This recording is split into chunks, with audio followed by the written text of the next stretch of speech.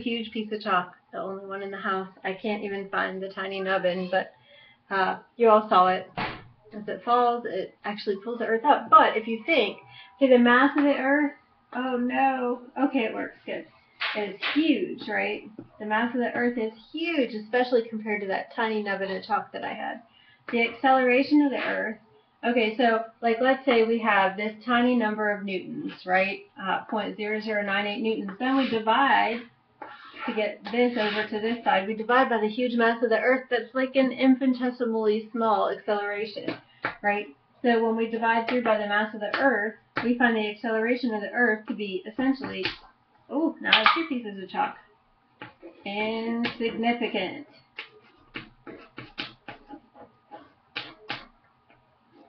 Okay, so you can see that even though Newton's third law tells us that for every force there's an equal and opposite force, the chalk is going to accelerate down toward the Earth, but the acceleration of the Earth back up toward the chalk is like this tiny number divided by a huge number, making it a very insignificantly small number. So that's why we don't actually see the Earth like responding to every little thing that moves all over the surface of the Earth, because the mass of the Earth is just huge compared to everything on it. So that's just kind of thinking through gravity in a new way. So, the other implications of gravity, though, are maybe more interesting and certainly more significant, and they have to do with the rotational motion of the planets. And we're going to do a lab looking at how force can provide, centripetal force can provide, well, how all kinds of things happen with centripetal force, and how gravity provides centripetal force for the planets and the other bodies that rotate around our sun. So if we think about our sun here, sun, right, and we think all the planets, we'll just use Earth as an example, they move around the sun in an elliptical orbit that's nearly circular. And we looked at this in Module 7 when we looked at how the Earth goes around the sun and the seasons are affected by the Earth's axial tilt, and how some of the planets have very strange and different rotations around the sun. We looked at Venus and how it spins clockwise, even though every other planet spins counterclockwise, and Uranus, which like rolls like a ball instead of spinning like Earth and the other planets. And all of the planets orbit the sun because the sun's gravity provides centripetal force so that it keeps them in orbit. So when you're looking at rotational motion, where you have a force and a velocity, here's what's kind of going on. Okay, so let's say this little x is the Earth. The Earth's velocity vector, the direction of its velocity, is always, well, of course we know it's going counterclockwise. The Earth goes counterclockwise around the sun. So the Earth's velocity vector is always pointed tangent to the circle of the orbit, or the ellipse of the orbit. So its velocity vector is always going that way. And you're going to see that when we eventually finish the lab and go outside and cut the string, and we see our little mass fly in a straight line tangent to the circle. And tangent to the circle just means exactly a 90-degree angle from the radius where it is. So here we've got a radius to the center of the sun, to the center of the Earth. Okay? And then the velocity vector is always. So if the Earth were over here, its velocity vector would be perpendicular to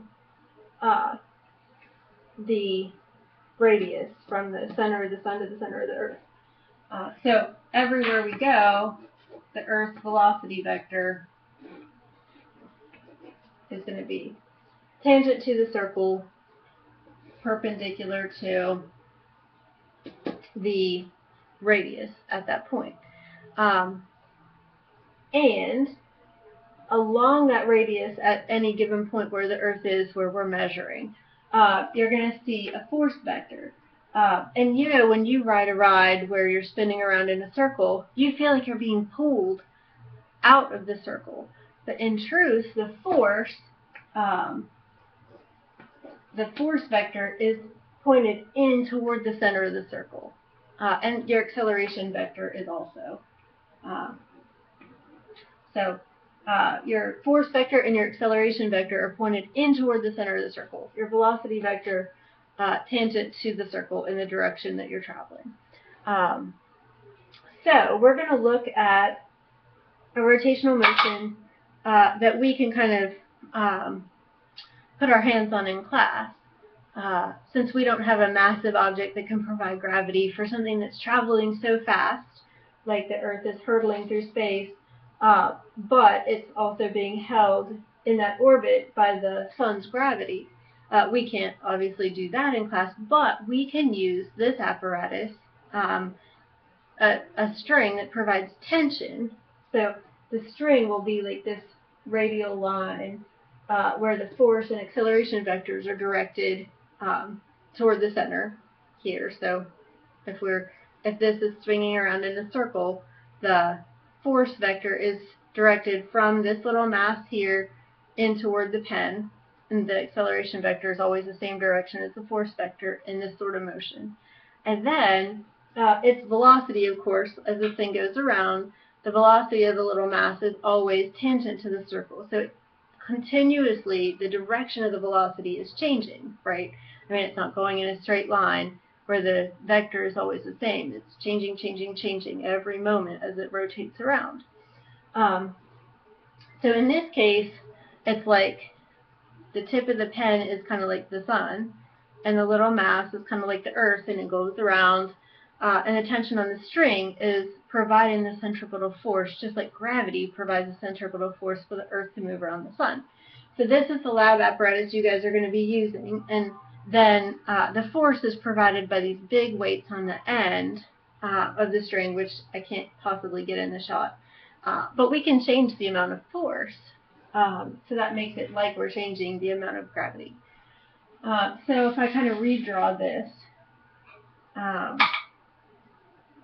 we've got this little mass on a string with a little pen here,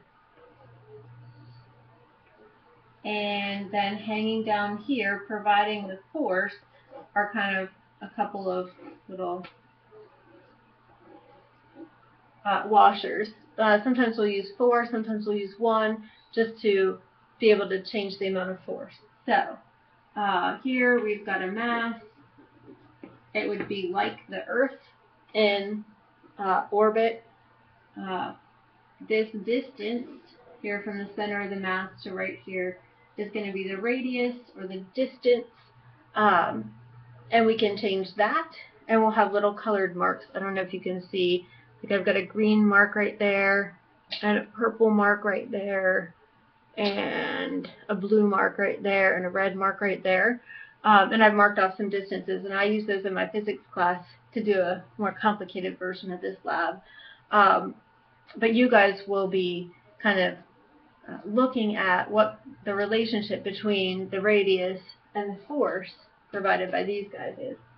So your force vector is here, but really it's provided by the tension on this string. So these, however many weights you have here, provide the force. Just like the gravity, the gravitational attraction, the mass of the sun provides the force to hold Earth or one of the other planets or asteroids in orbit. Let's talk through the lab that we're going to do, and I'll explain it all again in class, but in case the people going to TeamPact miss it, you'll be able to watch this. So you're going to draw your apparatus diagram just like this, kind of like what I did here. Centripetal force is provided by the washers. The radius is just how much of the string is sticking out, this part here, and the mass, just like a little Earth here, is this tiny washer flying around. So then I give you an equation, which is this: centripetal force is equal to the mass times the velocity divided by the radius squared. Oh wait, no, that's wrong. The mass times the velocity squared divided by the radius. Ooh, my computer is shut off. Okay, hopefully it's still going. Okay, mass times velocity squared divided by radius. And you're going to label your diagram with each of these things. So we're going to predict using inverse and direct proportional relationships. What will happen to the speed, the velocity of this little guy swinging around when we change the radius or when we change the force? So first thing we're going to do is we're going to change what? So it explains how to do the lab here, and I'll put the lab sheet in Dropbox for people who are going to be absent. It says each lab group should have 3 jobs, so you might have to employ family members to help. You can do it with 2 people if you really have to.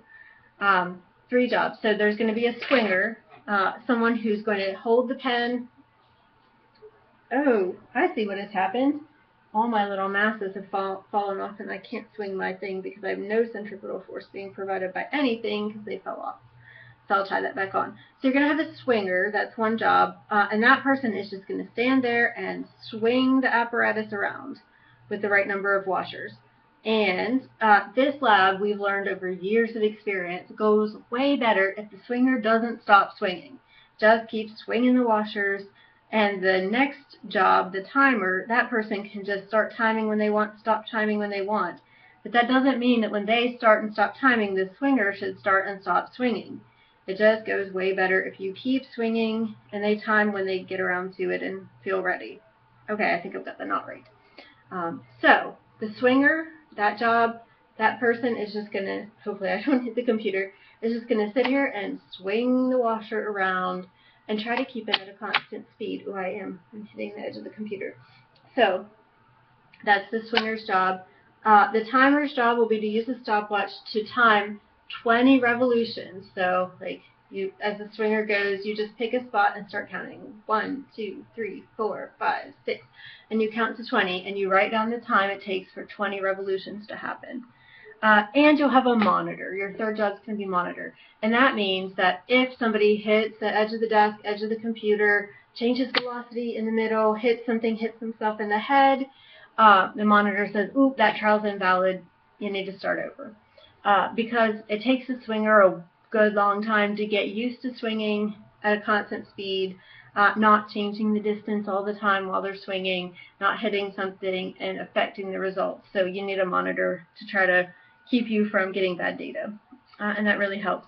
I find that as this experiment goes on, data starts getting better because the swinger gets more experience, the timer gets more experience. It just works better. So a little bit of practice time before you really start is good, especially for the person who's the swinger. So when I'm swinging this, what I notice, I can slow down the velocity, and what happens is the radius starts getting shorter. It starts sucking the string into the pen, and you can see the radius getting shorter. And if I speed up, it pulls the radius out longer. And then if I start going at a constant speed, I can keep the radius right there. And I have a lot of practice at this, and I also have polycarbonate lenses in my classes. You guys are going to wear goggles. Because it's certainly lots of risk of hitting yourself or your partner in the head or eye. Please do put on sunglasses or something at home if you aren't doing this in class. If you don't already wear good solid glasses. So the first thing you're going to do is measure a radius of 6 inches. And when you measure radius, okay, from the center of the mass, that's where your ruler starts, the center of the mass, right in the middle of that hole, to 6 inches, which is probably between the green and the purple for me on my physics measured apparatus. You guys will make your own apparatus with the right lengths and the right things. I'm just using an old one right now. And so you'll time 20 revolutions 5 times. See if you get the same thing each time. If your first couple trials are bad, you can do a couple more because as you get experience, it gets better. So then that first trial, you'll have 2 big washers here on the end providing the centripetal force. You'll tie on 2 more big washers and do it again. And you'll see what happens to the time when you increase the centripetal force. So what do you think is going to happen? You look at this, right? We're trying to keep velocity constant, right? So as we increase centripetal force, what are we looking at time? We're looking at time. So as we, I guess we'll be, So as we increase centripetal force, you'll try to figure out, I'm not going to give the answer, I almost did. We'll figure out what happens to the amount of time it takes. So between 2 washers and 4 washers, will it take more time or less time? And then you'll figure that out. You'll make a prediction. I'm not supposed to tell you. So then there'll be a third part of the experiment where you look for a radius that'll make you able to get the same amount of time with 4 washers that you got with 2 washers. So will that radius be bigger or shorter? And then you can predict and then experiment with it. And then we'll go outside, and while someone's swinging, we'll cut the centripetal force, and see, and I will tell you the answer here, the washers will just fly off tangent to the circle, straight line motion in the direction that they were going right at the instant the string was cut. So, but you guys can see that at the end if we have time at the end of class, because you guys efficiently do the lab and read ahead and know what you're doing going into it. And I hope that'll be the case. So that's just kind of a little preview of the lab for Module 11, which does usually take quite a long time in class just to get some practice. If you need to do that yourself, look in Dropbox for the handout.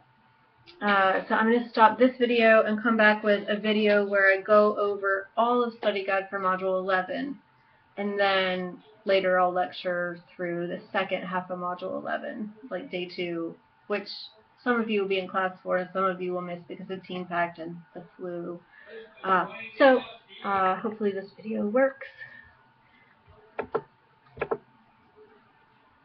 Did it work?